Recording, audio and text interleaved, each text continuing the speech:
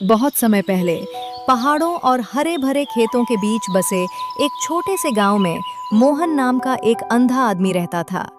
मोहन जन्म से अंधा नहीं था, लेकिन बचपन में एक बीमारी के कारण उसकी आंखों की रोशनी चली गई थी। उसके पास न कोई परिवार था, न कोई सहारा। वो अपनी छोटी सी झोपड़ी में अकेला रहता और गांव वालों की दया पर अपना जीवन चलाता था। मोहन बहुत ईमानदार और दयालु था।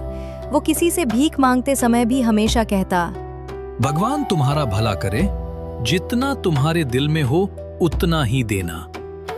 गांव के लोग उसकी अच्छाई को जानते थे, इसलिए कोई उसे भूखा नहीं रहने देता था।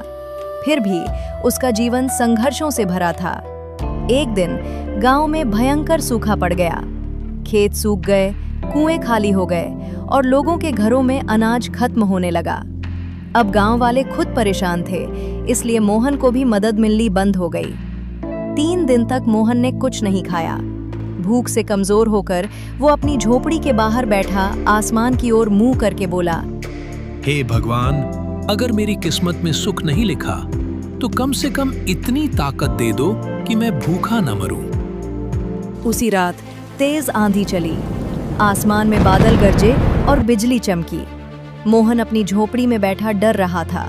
तभी उसे अपनी झोपड़ी के बाहर किसी जानवर के चलने की आवाज सुनाई दी। कौन है? मोहन ने कांपती आवाज में पूछा। बाहर से एक मधुर शांत आवाज आई, डरो मत मोहन, मैं तुम्हारी मदद के लिए आई हूँ। मोहन चौंक गया। ये कैसी आवाज है? कौन हो तुम? मैं गौरी हूँ, एक जादुई गाय। मोहन को अपनी बात पर विश्वास नहीं हुआ। उसने हाथ बढ़ाकर बाहर टटोला तो सचमुच वहां एक गाय खड़ी थी। मोहन हैरान रह गया। जादुई गाय मेरे पास क्यों आई हो? गाय बोली, तुमने जीवन भर कभी किसी का बुरा नहीं किया। तुम्हारी सच्चाई और दया ने मुझे यहाँ आने पर मजबूर किया। आज से मैं तुम्हारी मदद करूंगी। अगली सुबह गौरी ने कहा, मोहन, एक खाली बर्तन ले आओ। मोहन ने मिट्टी का एक घड़ा लाकर रखा। गौरी ने उसमें दूध देना शुरू किया, लेकिन वह साधारण दूध नहीं था। उसकी खुशबू से ही भूख मिटने लगी।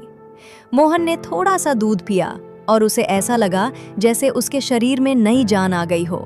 गौरी बोली, ये जादुई दूध है। इसे बेचोगे तो धन मिलेगा, पियोगे तो शक्ति मिलेगी। मोहन की खुशी का ठिकाना नहीं रहा। वो रोज थोड़ा दूध गांव में बेचने लगा। लोग उस दूध को पीते और उनकी बीमारियां ठीक होने लगती। धीरे धीरे मोहन की गरीबी दूर होने लगी। अब उसकी झोपड़ी की जगह एक छोटा सा पक्का घर बन गया। लोग उसका सम्मान करने लगे। लेकिन जहां सुख आता है, वहां ईर्ष्या भी पीछे पीछे चली आती है। गांव का लालची जमींदार रघुनाथ ये सब देख रहा था। उसने सोचा, एक अंधा भिखारी अचानक अमीर कैसे हो गया? जरूर कोई राज है। एक रात वो चुपके से मोहन के घर के पास छिप गया। उसने गौरी को देखा और उसकी सारी बात सुन ली। रघुनाथ की आंखों में लालच चमक उठा। अगर ये गाय मेरी हो जाए तो मैं पूरे राज्य का सबसे अमीर आदमी बन जाऊंगा। अगली रात वो अपने नौकरों के साथ आया और गौरी को चुराकर अपने महल में ले गया। सुबह जब मोहन उठा तो गौरी को न पाकर रो पड़ा। गौरी, तुम कहाँ चली गई? उसने पूरे गांव में उसे ढूंढा, लेकिन कुछ पता नहीं चला। अंत में उसे समझ आ गया कि ये काम रघुनाथ का ही हो सकता है। मोहन उसकी हवेली पहुंचा और बोला, जमींदार जी, मेरी गाय लौटा दीजिए। वो मेरी साथी है, मेरा परिवार है। रघुनाथ हंस पड़ा। अंधे? कौन सी गाय? तुम्हारे पास क्या सबूत है? मोहन चुप हो गया। उसके पास सच था, पर सबूत नहीं।